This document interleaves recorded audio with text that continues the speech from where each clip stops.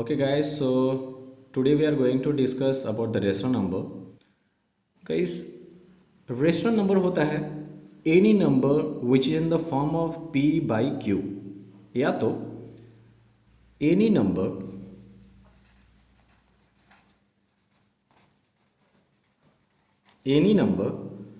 which is in the form of either a by b या कुछ भी ले सकते हैं, that's depend on you. So if I take a by b, any number which is in the form of a by b इस form में होना चाहिए where b is not equals to 0. It means नीचे वाला जो होना चाहिए denominator, ये तो ऊपर वाला क्या होता है न्यूमरेटर एंड नीचे होता है denominator. So denominator cannot be 0, ये ध्यान रखिएगा, and that number is known as a rational number. For example, if I take an example, so 5 by 8, numerator कितना है 5 and denominator is 8, so yes, this is a rational number. If I take minus 5 by 7, is it a rational number? Yes.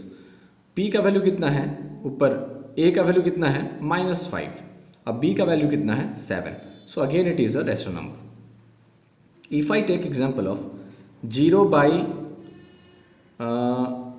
5, is it a rational number? Yes.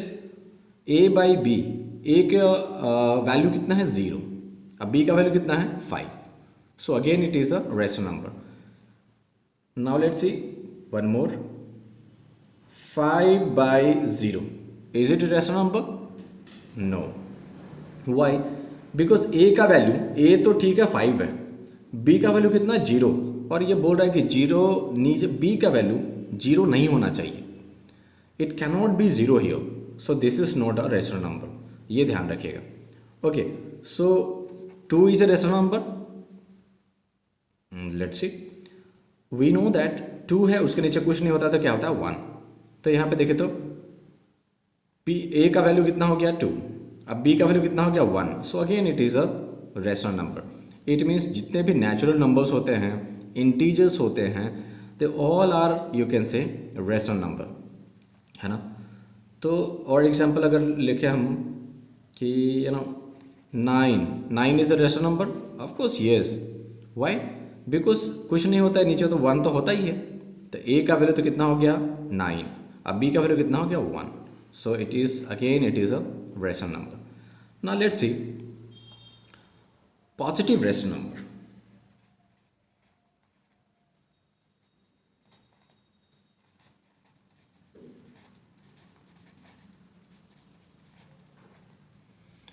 Guys, positive rational number क्या होगा? तो those rational number which is in the positive. अब positive में कैसे कैसे हो सकता है, तो अगर a बाई बी, देखिए a का वैल्यू भी पॉजिटिव है, b का वैल्यू पॉजिटिव है, so our rational number is positive.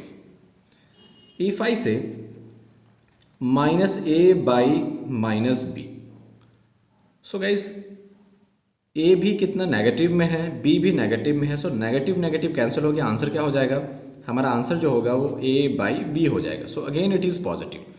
So हम कैसे बोलेंगे कि numerator and denominator should be positive.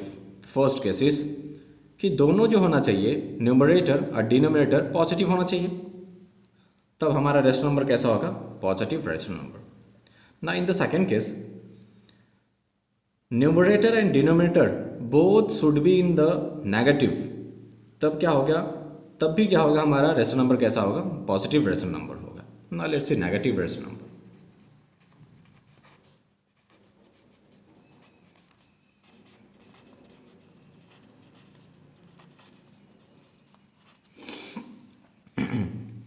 So guys, negative rational number कब होगा, लेट्स सी. अगर मेरे पास rational number a by b के फॉर्म में दिया हुआ है, सो अभी तो ये क्या है पॉजिटिव. अगर हम इस दोनों में से एक भी अगर ले लें नेगेटिव, तो ये पूरा रिजल्ट कितना हो गया, देखें तो नेगेटिव हो गया ये, है ना. -a बाई b अगर लेंगे तो भी क्या होगा, नेगेटिव हो जाएगा, रिजल्ट जो हमारा होगा नेगेटिव हो जाएगा. या तो a बाई -b, तब भी क्या होगा रिजल्ट हमारा negative. So what it says that either of A और बी, आइदर ऑफ ए और B one should be in a negative. अगर दोनों में से एक अगर नेगेटिव है तो our rational number should be in negative. Okay, so now let's see the properties of rational number.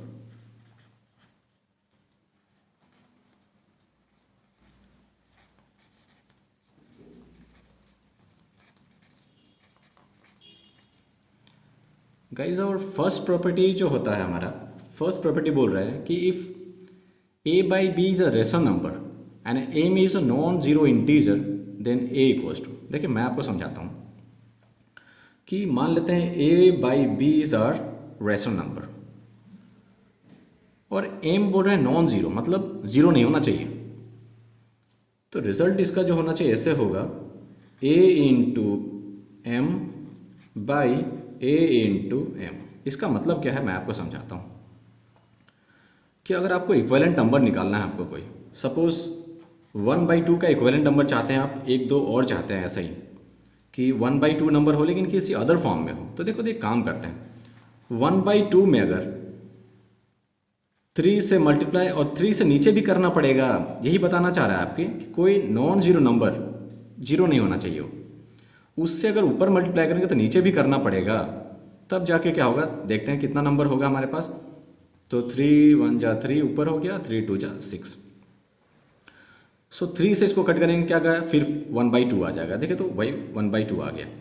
तो इक्विवेलेंट नंबर होता है, इक्विवेलेंट का मतलब होता है उसके बराबर। तो सिर्फ 1/2 के बराबर ही है 3/6 भी, उसको कट करने के बाद, बस सिर्फ नंबर्स में डिफरेंट है वो, इसलिए क्योंकि जितना आपने मल्टीप्लाई किया था ऊपर उतना ही आपने नीचे किया। तो ये पहला प्रॉपर्टी वही बोल रहा है कि किसी रेशनल नंबर में आप जिस नंबर से आप मल्टीप्लाई करेंगे उससे आपको नीचे भी मल्टीप्लाई करना पड़ेगा, तब जाके इक्वेशन बैलेंस्ड होगा। और उसी से हम लोग निकालते हैं क्या, इक्विवेलेंट नंबर। अगर आपके पास बोले 3/4 का इक्विवेलेंट नंबर निकालो, तो हम क्या करेंगे 3/4 और आपका जो भी मन करे, that's depend, totally depend on you. आपका मन कर रहा है 5 से, तो 5 से मल्टीप्लाई, 5 से नीचे भी मल्टीप्लाई करिए, डिवाइड भी कर दिए। तो देखिए तो रिजल्ट क्या होगा, 5 3 जा ऊपर हो गया 15 और नीचे हो गया 5 4 जा 20। देखो 5 से ये ऊपर भी कट रहा है, 5 से नीचे भी कट रहा है, क्योंकि ऑब्वियसली हमने मल्टीप्लाई किया है, सिर्फ नंबर इसके बराबर कोई नंबर लाने की कोशिश कर रहे हैं हम लोग बस। इक्विवेलेंट का मतलब होता है बराबर। तो 5 से 3 जा, 5 से 4 जा, देखे तो वही अल्टीमेटली 3/4 ही आ गया। तो बस ये इक्विवेलेंट नंबर है किसका, 3/4 का। आगे बढ़ते हैं। सेकेंड प्रॉपर्टी बोलता है, ये तो फर्स्ट प्रॉपर्टी था कि जितना आप मल्टीप्लाई कर रहे हैं ऊपर उतना नीचे मल्टीप्लाई करना पड़ेगा ना। द सेकेंड प्रॉपर्टी क्या बोलता है कि if A B is a rational number and M is a common divisor. Common divisor ये भी मैं समझाता हूँ, आइए। बोल रहा है आपके पास ए बाई बी कोई नंबर है, रेशनल नंबर था, तो अगर हम एम से डिवाइड करेंगे तो इसमें भी एम से आपको डिवाइड करना पड़ेगा, ये बोल रहा है आपको।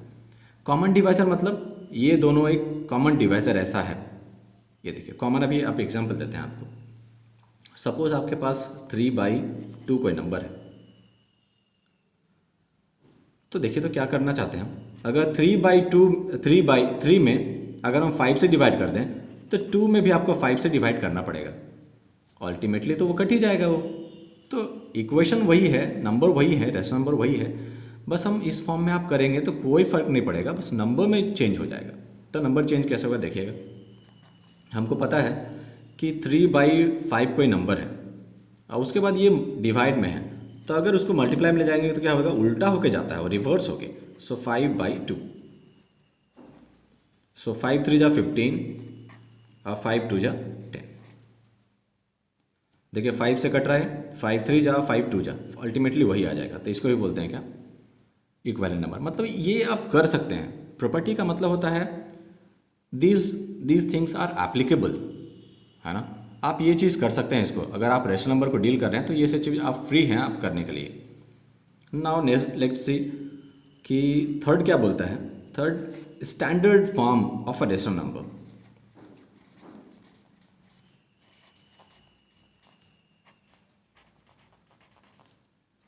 Form of rational number, guys इसका ये क्या कहना चाहता है, एक्चुअली जो भी रेशनल नंबर है, सपोज ए बाई बी आपके पास नंबर है कुछ, अगर दोनों में कुछ कॉमन है, जैसे ये यहाँ पे कॉमन था एम और एम, तो उसको कट कर सकते हैं हम लोग ना। तो वैसे ही यहाँ पे है कि अगर ए बाई कोई बी आपके पास नंबर है, जैसे एग्जांपल ले लेते हैं तब आपको समझ में आएगा ज़्यादा। एग्जांपल लेते हैं 10/15। देखिए अभी ये दोनों के बीच में कॉमन है कुछ, तो उसको कट करके लोवेस्ट फॉर्म पे ले आएंगे तो उसको बोलते हैं टू चेंज इनटू कन। अभी ये दोनों के बीच में कॉमन क्या है, तो देखिएगा हम इस 10 को लिख सकते हैं 5/2, नीचे लिख सकते हैं 5/3। देखिए दोनों में कॉमन क्या है 5, तो ये डिविजिबल है, कट जाएगा ये। तो आंसर आया मेरे पास 2/3। तो ये हो गया स्टैंडर्ड फॉर्म में। क्या हो गया ये 2/3 जो हो गया वो किस में हो गया, स्टैंडर्ड फॉर्म में हो गया। तो ये दोनों के बीच में कॉमन था, वही बोल रहा था क्या, अ rational number a by b is said to be the standard form if a b are integer having a no common factor। देखिए पहले था लेकिन अब क्या है, दोनों के बीच में कोई कॉमन फैक्टर नहीं है, उसी को बोलते हैं क्या, standard form of a rational number.